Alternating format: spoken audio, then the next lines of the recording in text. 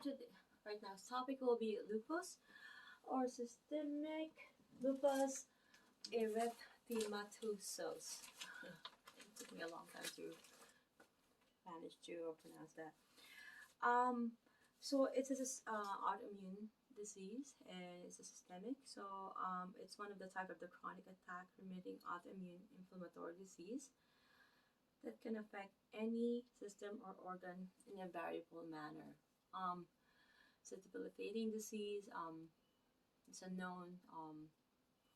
And I remember that our former president Marcus, that's what got him, unfortunately. And I believe on all his missions and ideals. Um, and unfortunately, going back, so if somebody's wanting to search for therapy from a physiotherapy or massage therapy, this is contraindication is specifically for the massage area, and for the remedial exercises, I will be mentioning it later. Okay, so testing except for active free range of motion is contraindicated. Usually, if any acute inflamed joint. So if they're in acute flare ups, so we're not going to do that. Hot hydrotherapy applications are contraindicated during acute inflammation. That's given any we're not going to do anything with acute. Acute is acute. So gentle massage is contraindicated with significant fever, 38.5 degrees Celsius or 101.5 Fahrenheit. That's always given. So lymphatic drainage techniques proximal to the affected joints are avoided with acute infectious arthritis. Okay, so local massage is avoided on acutely inflamed joints or over open lesions. So anything open skin, okay, we're gonna avoid it. Distal techniques also that will painfully increase circulation through that joint. Okay, so do not fatigue the client with a prolonged or overly vigorous technique or any treatment whatsoever. Joint play is contraindicated on acutely inflamed joints to prevent aggravation of the condition.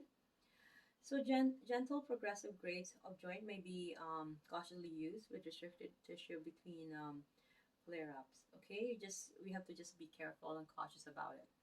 So forceful technique may rupture connective tissue and joint capsule, creating instability. So we have to be careful because it's a systemic disease. And with severe RA progression that creates CI and C2 instability, um, tractioning and range of motion of the cervical spine are contraindicated. And treatment and self-care, passive or active range of motion used as a remedial exercise is avoided on acutely inflamed joints.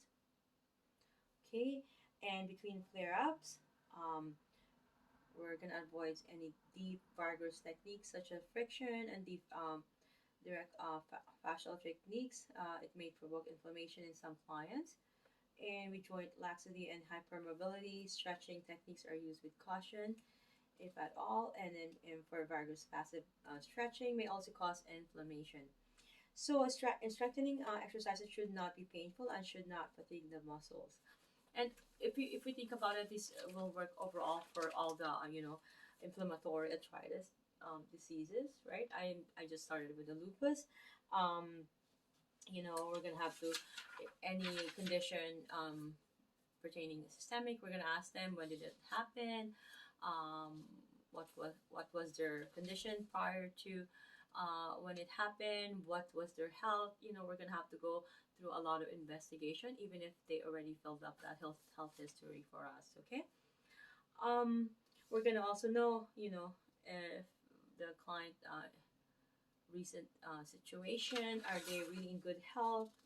Do they have um, any underlying pathologies that we need to um, worry about? Okay, so now I'm gonna be talking about quickly the causes of the lupus. Okay, um, and if we were to distinguish how lupus is it's similar to somebody who has a rash in butterfly rash in their face, and it's similar to like a wolf or a dog or a cat, because anything with a precise incision like a teeth that is really like it's like a bite mark. That's usually in their face. Okay. Okay. So the causes. There may be a genetic component that trigger the factors outside and inside the body. Okay. If your body aggravating factors can trigger attack, you know, sometimes because it's systemic and they're not able to handle stress, any prolonged body um, malfunction, or even physical stress, emotional stress, any sort of stress, they're not able to. And also, there's factors that could contribute to it too, such as medications such as chlorpromazine and methyl dopa. Okay. Also, they're correlating it to a viral infection, which is, again, if let's say somebody was, diagnosed, or was able to live out COVID virus, they're prone for any systemic disease that will compromise the immune system. So anything with viral infection or any sun exposure could also be a trigger for the lupus. Okay, and certain foods such as plant protein base, like soybeans and corn, may also act as a trigger. Okay, the symptoms of SLE are variable from person to person, ranging from mild to severe. So that's always the case, right? There's going to be periods of remission, exacerbations, and that's usually the case as well with lupus. Some of the more common symptoms include fatigue, joint, and muscle pain. That's why they usually go for a massage because they're always in pain, right? But then if they do have fever, 38.5, 38.5 or anything over, we're not treating them. If they have any headache, a new headache, unless it's just muscular, or this headache